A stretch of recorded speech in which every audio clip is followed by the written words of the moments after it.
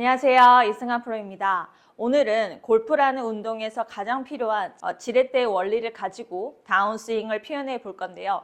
골프에서 지렛대의 원리는 두 가지로 나뉘어집니다.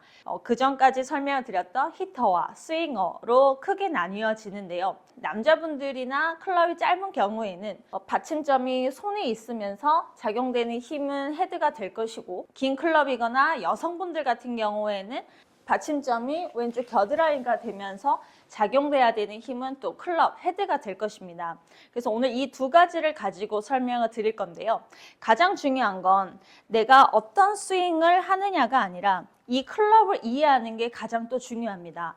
드라이버는 비교적 아이언에 비해서 없는 반면 웨지나 7번 아이언 아래에 있는 클럽 같은 경우에는 헤드 무게가 무겁기 때문에 무게를 휘두르게 되었을 때는 제어가 되지 않으면서 7번 아이언의 거리가 130이 갈 때도 있고 150이 갈 때도 있는, 정확하지 못하는 문제가 생길 수가 있는데요.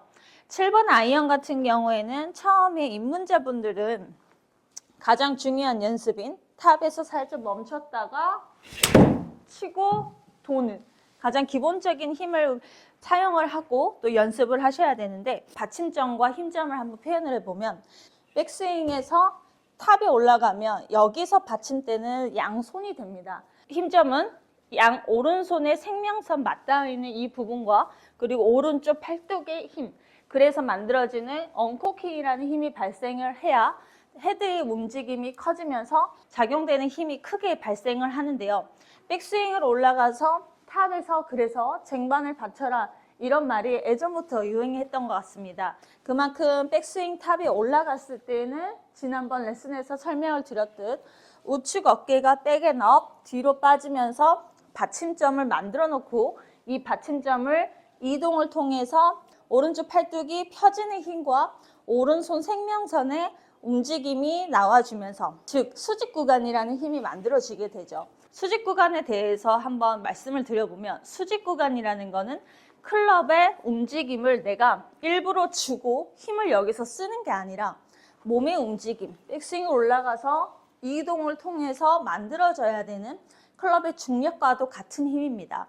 근데 여기서 손의 움직임과 헤드의 움직임을 차이를 잘 모르고 이렇게 연습을 하고 계시는 분들이 있는데요. 우리는 손으로만 골프를 치는 게 아니라 클럽이라는 거를 다루고 클럽이라는 걸 이용해야 되기 때문에 수직 구간이라는 거는 손과 헤드의 움직임이 같은 속도로 내려와야 된다는 것입니다.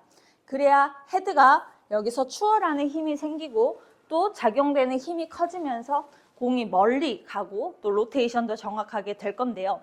올라가서 중심 이동을 통해서 클럽을 내려보세요 하고 제가 여기서 잡아보면 회원님들께서 이렇게 내리시고 당겨 오시는 분들이 많으세요.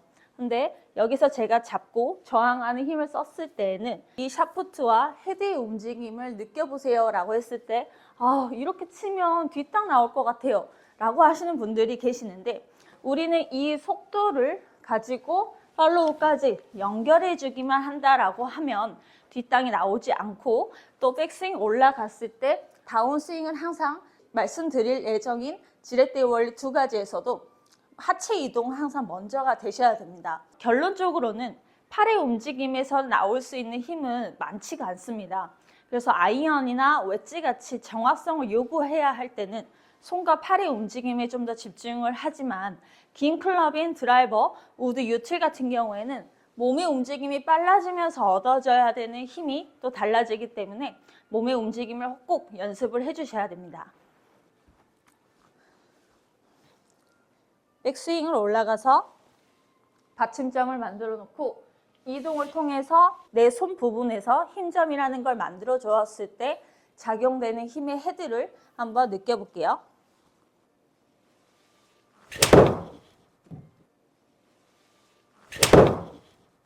아이언이 좀 어렵다 하시는 분들은 지금 알려드리는 것처럼 탑에서 살짝 멈추었다가 클럽의 무게를 느끼고 그 클럽의 무게를 떨어뜨릴 수 있는 그 샤프트와 헤드의 움직임에 집중을 한번 해보세요. 탑에서 멈추고 땅. 그래서 아이언 같은 경우에는 페이드 구질을 구사하시는 게 헤드의 움직임을 제어하고 또 속도를 제어하면서 정확성을 요구를 할 수 있습니다. 두 번째 원리로서는 힘에 받쳐놓는 이 부분 손이 아니라 다운스윙의 전환이 빨라지면서 왼쪽 겨드랑이의 힘을 우리는 받침대를 사용을 할 건데요. 이런 스윙을 해야 되는 클럽들은 비교적 긴 클럽이나 가벼운 클럽을 이렇게 사용을 하는데 7번 아이언을 가지고 먼저 왼쪽 겨드랑이의 받침점에 스윙을 한번 해볼게요.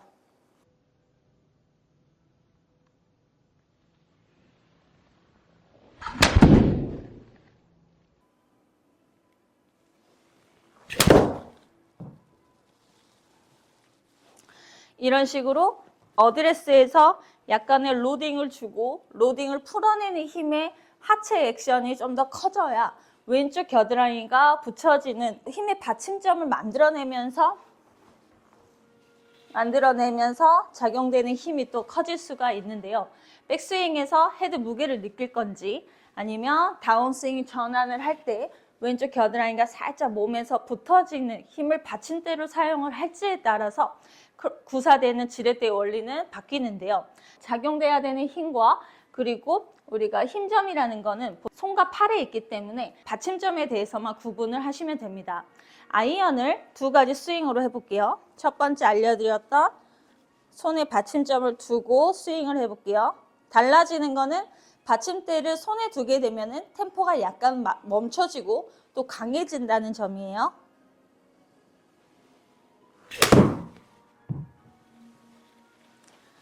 그리고 7번 아이언을 긴 클럽처럼 왼쪽 겨드랑이가 받침점이 돼서 스윙을 한번 해보겠습니다.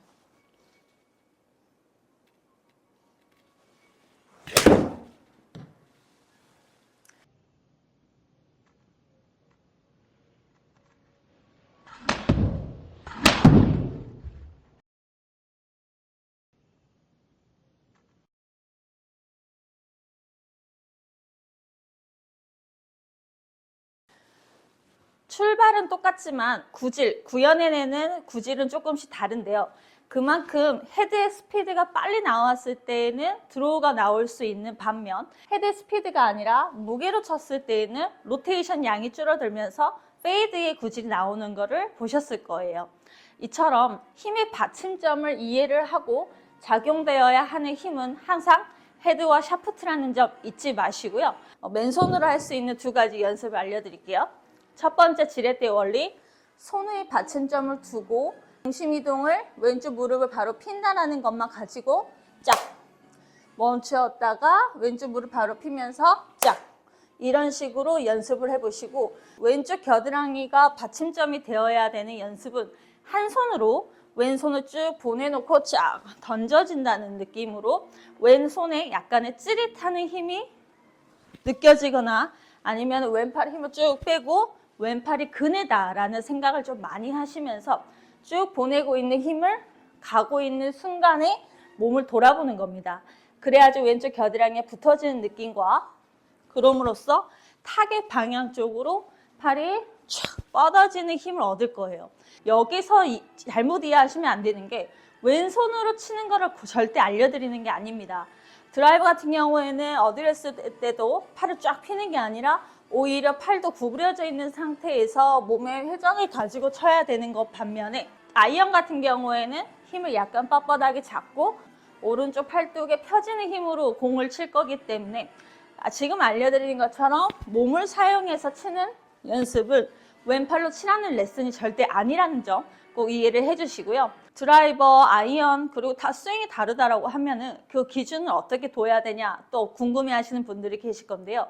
보통 5번 아이언 기준으로 5번 위로 4번, U7 그리고 우드 드라이버 같은 경우에는 스윙어처럼 왼쪽 겨드랑이에 받침점을 만들어 놓고 그리고 5번 아래에 6번, 7번, 8번, 9번 그리고 웨지 클럽 같은 경우에는 받침점을 손에 두고 무게로 치는 걸로 한번 연습을 해보시기 바랄게요. 또 궁금하신 점은 댓글로 참여해 주시고요. 오늘도 시청해 주셔서 감사합니다.